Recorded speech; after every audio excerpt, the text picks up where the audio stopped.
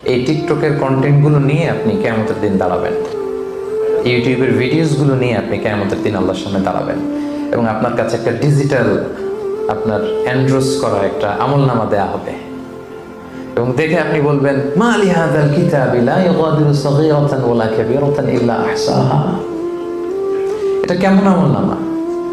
ছোট খাটো, ওই যে টিকটক করছিলাম, ওই যে ইউটিউব ভিডিও বানাইছিলাম, ওই যে একজনের একটা গালি মারছিলাম ফেসবুকে কমেন্ট বক্সে ঢুইকা, এখন তো স্বাধীন, নিরঙ্কুশ স্বাধীনতা, ঢুকে যা কি ইচ্ছা প্রাইম মিনিস্টারকে গালি দেওয়া যায়, যাকে মনে চায় দাদা আসছে গালি দিচ্ছে, যেহেতু সামনে নাই।